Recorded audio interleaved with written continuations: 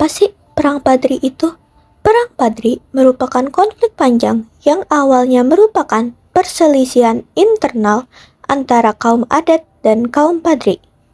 Lalu berubah menjadi perang besar melawan Belanda setelah kedua kelompok akhirnya bersatu.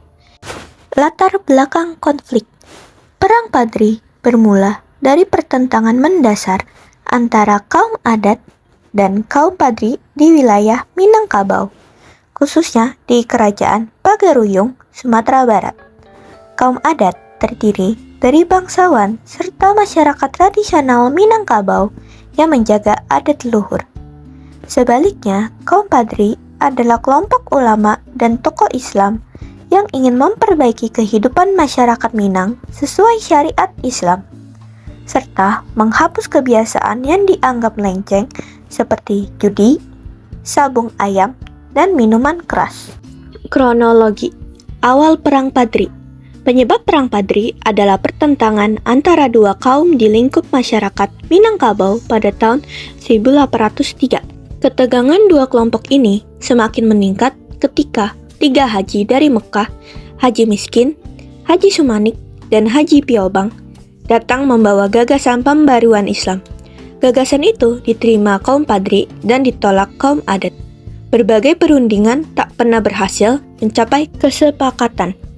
Situasi memanas karena 8 tokoh ulama dari Harimau Nan Salapan telah meminta bantuan Sultan Arifin Muningsyah dari Kerajaan Pagaruyung untuk menertibkan adat yang menyimpang. Tetapi langkah itu pun tidak membuahkan hasil. Konflik akhirnya meledak menjadi perang terbuka pada tahun 1815, dipimpin oleh Tuanku Pasaman yang menyerang Kerajaan Pagaruyung dan memaksa raja meninggalkan ibu kota. Kaum adat semakin tersedak sejak saat itu. Keterlibatan Belanda. Ketika kaum adat berada dalam posisi terjepit oleh serangan Padri, mereka meminta bantuan Belanda pada tahun 1821. Belanda memanfaatkan kesempatan ini untuk memperluas kekuasaan dengan menyatakan bahwa bantuan tersebut adalah tanda penyerahan kerajaan Pagaruyung kepada Hindia Belanda.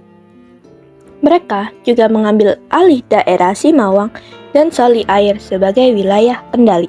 Belanda kemudian melakukan gerakan politik adu domba atau divide et impera dengan sengaja memperbesar perpecahan antara kaum adat dan Padri. Mengetahui adanya kerjasama tersebut, kaum Padri menyerang pos-pos Belanda di Simawang, Soli Air, dan Sipanang.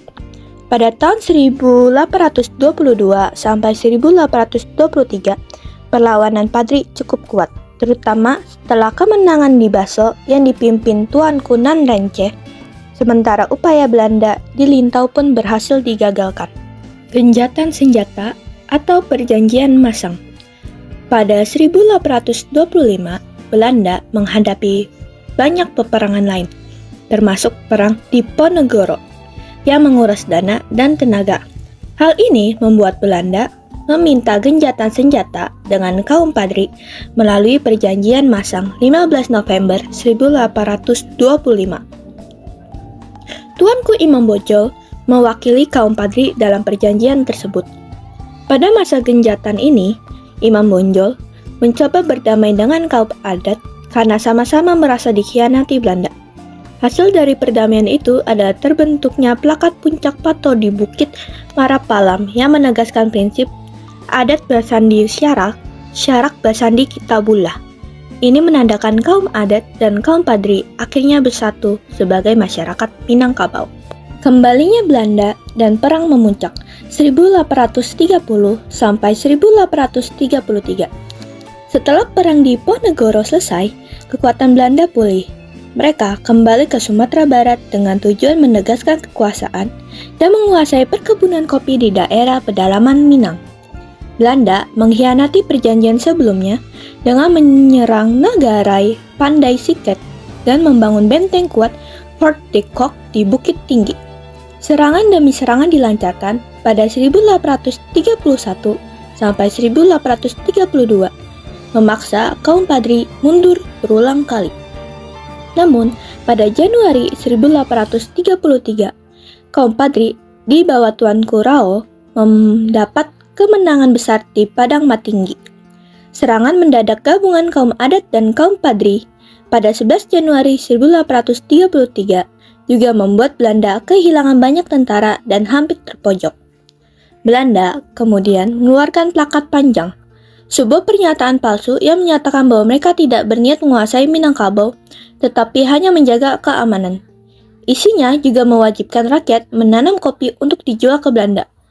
Plakat ini hanyalah cara Belanda menenangkan masyarakat sambil memperkuat cengkraman mereka. Akhir Perang Padri 1833 sampai 1838.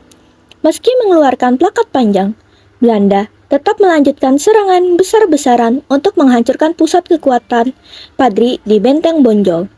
Upaya pertama mereka gagal karena taktik gerilya Padri sangat efektif. Sepanjang 1834, Belanda membangun jalan dan jembatan sebagai akses strategi menuju Bonjol. Pada 16 April 1835, Belanda memulai penyerangan besar, namun sekali lagi gagal. Mereka lalu melakukan blokade makanan dan senjata, memaksa Bonjol semakin terdesak. Perang berlangsung sengit, dengan masyarakat Minang turut membantu perlawanan. Setelah pengepungan yang sangat panjang, Belanda akhirnya berhasil menjebol pertahanan Bonjol. Namun, kaum Padri masih beberapa kali berhasil memukul Belanda yang membuat pemerintah Hindia Belanda sangat marah. Belanda mengirim seorang ahli strategi benteng Stelsel yang kemudian mengepung Bonjol selama 6 bulan penuh, menghujani wilayah itu dengan serangan serta menghadirkan pasukan dari berbagai daerah. Akhirnya, Tuanku Imam Bonjol ditangkap pada 25 Oktober 1837, menjadi pukulan besar bagi perjuangan kaum Padri.